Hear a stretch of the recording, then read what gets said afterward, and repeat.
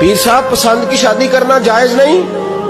میں کہتا ہوں صاحب اور بھی بڑی چیزیں جائز ہیں، صرف ایک ہی شے جائز رہ گئی ہے۔ رسول پاک صلی اللہ علیہ وسلم سوائے اللہ کے کسی کے پابند نہیں، کسی کے پابند نہیں۔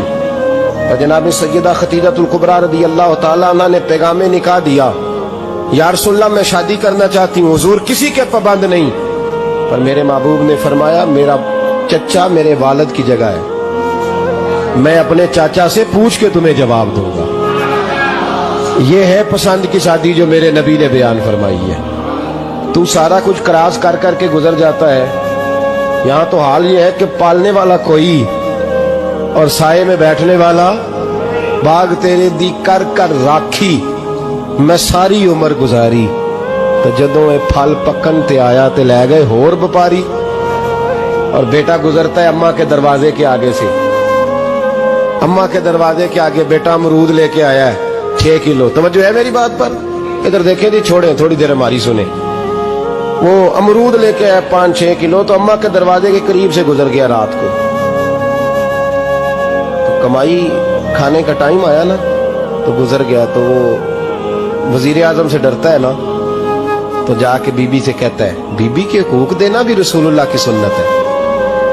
لیکن یہ کیا بات ہوئی، تو نے بیوی اور ماں کا مقابلہ شروع کرا دیا؟ سمجھ تو صحیح، یہ تیرے لیے کعبے کی جگہ ہے اور تو بیوی کے لیے کعبے کی جگہ ہے، اسے بھی سمجھنا چاہیے، غور کرنا چاہیے۔ 5 کلو امرود لے کے تو ماں کے کمرے کے قریب سے گزر گیا ہے، بی بی کو جا کے کہتا ہے چل آدھا کلو اماں کو بھی دے آ، اس کے کون سے دانت ہیں، تو پلیٹ میں ڈال کے وہ لائی ہے۔ تو سمجھا ہی نہیں، تو نے غور ہی نہیں کیا۔ بندہ تو وہ ٹھیک نہیں تھا، نپولین، کسی نے اس سے پوچھا تھا بتا زندگی میں پیسے لینے کا مزہ کب آیا؟ اس نے کہا کہ مجھے مزہ تب آتا تھا کہ میں اپنی ساری کمائی لا کے اپنی اماں کے ہاتھ پہ رکھتا تھا، اور پھر جب میں اپنی ماں سے تھوڑا تھوڑا خرچہ لیتا تھا نا، تھوڑا تھوڑا، توجہ ہے میری بات پہ؟ اماں جی 10 روپے دے آجے، کہتے جب میں تھوڑا تھوڑا خرچہ لیتا تھا نا، تو مجھے یوں لگتا تھا جیسے میں بادشاہ وقت کے سامنے کھڑا ہوں اور وہ خزانے کا منہ کھول کھول کے مجھے دیتا جا رہا ہے۔